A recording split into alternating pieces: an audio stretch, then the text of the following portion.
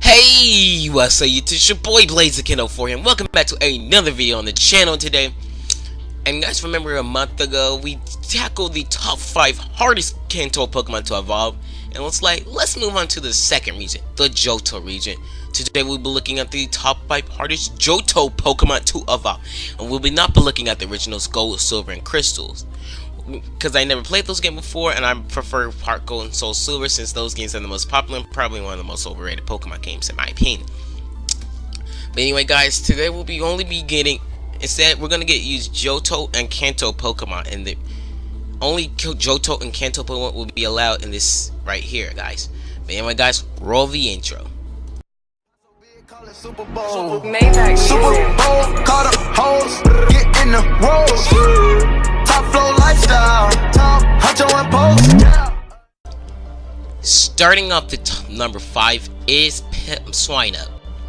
Swinub is real annoying to evolve in these games in Heart Gold and Soul Silver because remember, luckily it is the physical and special split, and you can get a good stat move in Ice Shard, but even then, its stats are still not impressive. And to make matters worse, this thing the level you get it in the ice place you get it in, right before the Ape Gym, Claire, is the level you can find Swinub is level 21 to 24, which is already bad. Then that means you basically have to grind it up more levels just to evolve to its evolution Piloswine, which luckily right now is the physical and special split. That means it can get pretty decent moves, but that wasn't even enough. If you want to evolve it to its evolution Mamoswine, which I used before in the in my Heart Gold game, it's real annoying because you have to make sure it knows Ancient Power, which you can only get that by a heart scale. So basically you need to get a heart scale, which is random. Sure, you can find it in some places. The easiest route is near Violet City. It's real annoying because you have to find a hard skill in order to teach it Ancient Power in order for it to evolve. That is so annoying. But especially you desperately need this thing because there's no other good ice types. Sir, Sneasel is an option, but Sneasel isn't available until till you get close to Red. But if you can try to get over that problem, you have a powerful Pokemon and Mamoswine with a broken attack, dangerous attack stat of 130, great bulk, and has a pretty decent stat distribution. And the good moves this thing learns from V level up in Gen 4 is Ice Fang and Earthquake are the two best moves, and Ice Shard from its pre-evolution. From TMs, well yes, its TMs are not incredible, it still learns some decent moves like Earthquake, Dig, and Stealth Rocks and Avalanche and Rock Slide, which are really good.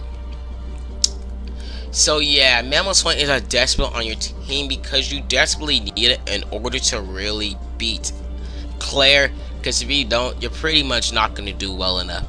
But you desperately need it because it's the best kind of Claire alongside with Ampharos. Anyway guys, let's go to number 4. Next up at number 4 we have Horsey. Horsey is not that hard to evolve because you can get it in the World Islands at level 10 to 20 if you're surfing.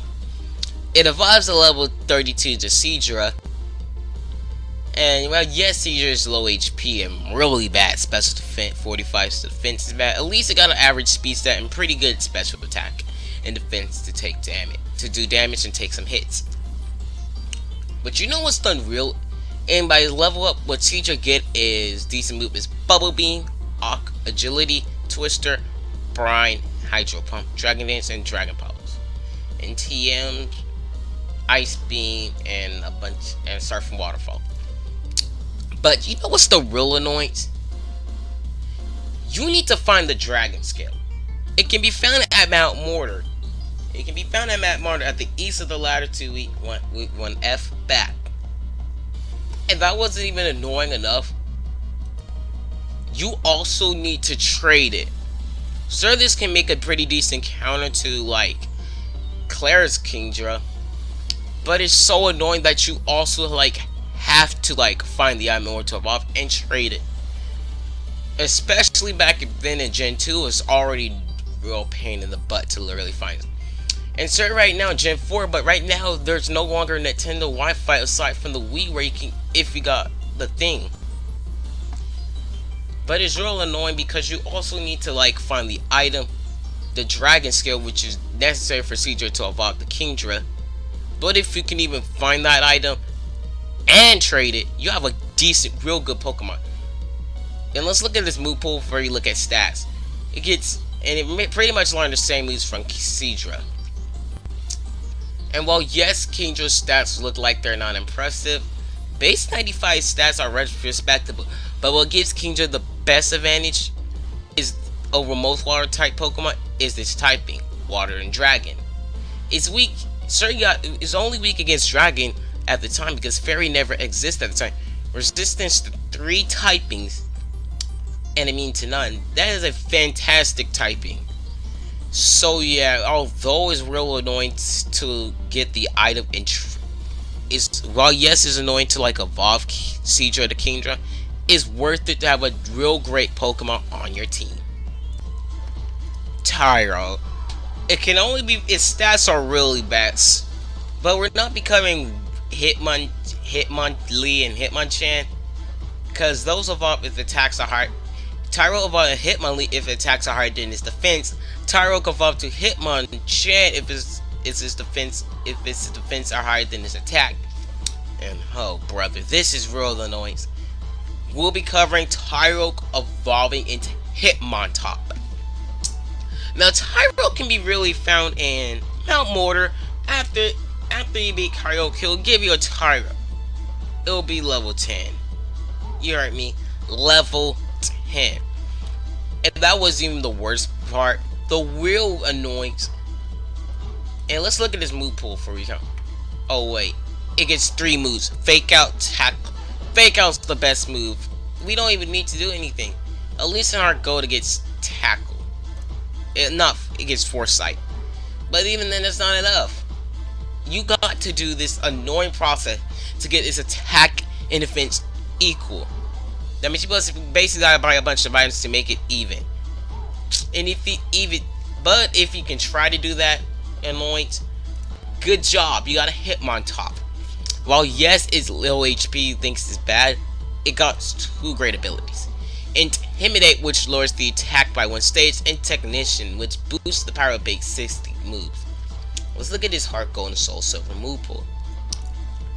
By V-level up, it learns decent moves like Rolling Kick, Triple Kick, Rapid Spin, which is not good in this game because Counter Agility to help its low speed out of 70, Gyro Ball, Close Combat, which is dangerously stab, and by TMs, it can learn not bad.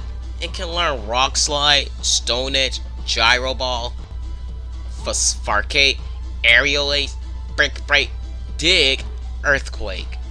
So although yes, it's just ridiculous how to even get him on top, it's well worth it in my opinion, is one of the best Hitmons. But let's go to number 2. Dratini. You know, our number 1 top 5 hardest Kanto Pokemon to evolve. If that wasn't up, it can be found in Johto, along with most other Kanto Pokemon. But geez, it's even more ridiculous, guy. You get your Dratini in the Goldenrod game card in Goldenrod City. And that wasn't even ridiculous. It comes at level 15 right before you battle Whitney. And geez, it gets more ridiculous. Once you evolve it to Dragonair, it does get easier, but gets harder later on in later game. Sure, you got respectable stats once you evolve it, but it gets worse later on. And from level up, it gets 3 new moves, unlike in Kanto: Aqua Tail, Dragon Rush, and Safeguard. And this time, Dragonair can no longer learn Outrage at level 56. It can now learn it at level 61. And you remember I said it evolves at level 55. 55! Which is already annoying enough, but you even have to, like, geez, like, you can only, I feel like you get Dragonite right before you end, right before the 7th gym leader in Kanto.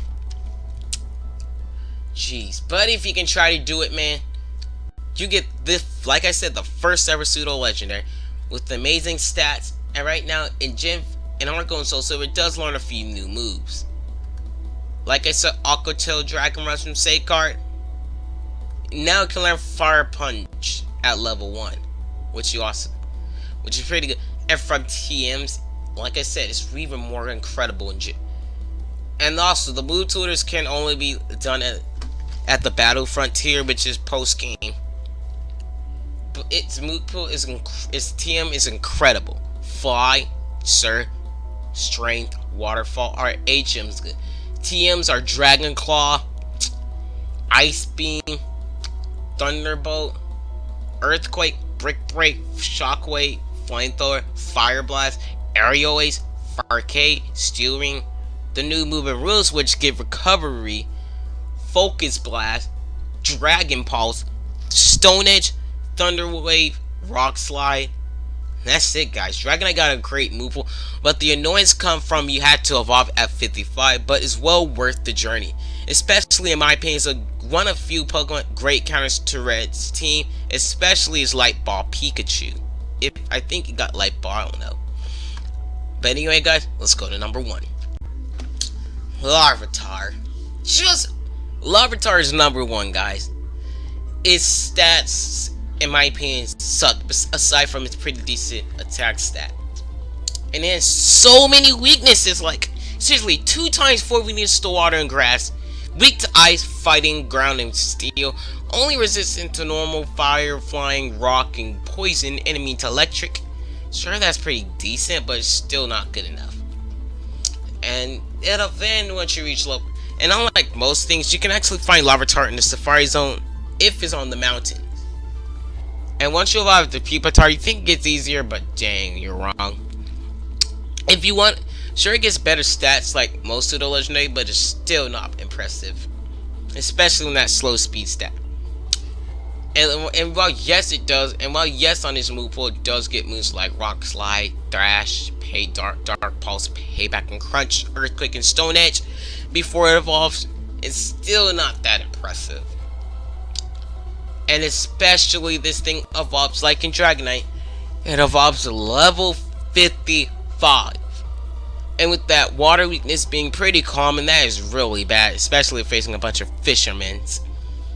And especially when half the game is on when you have to drive in water.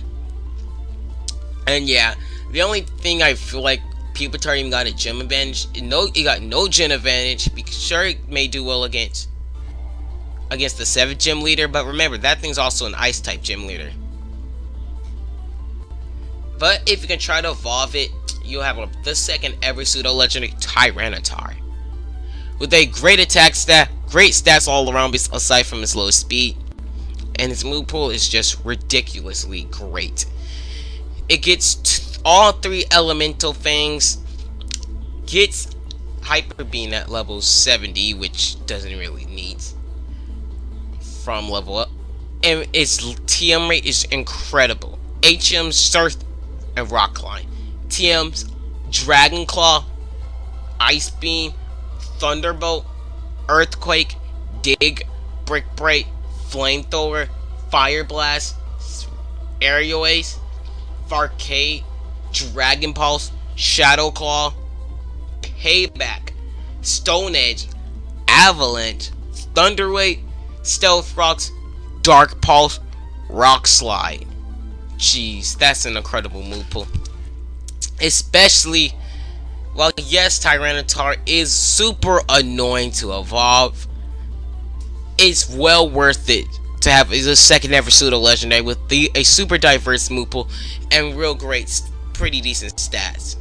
But anyway, guys, hope you guys do enjoy this video, guys. Please like and subscribe if you guys are new. Have a great day. Peace out.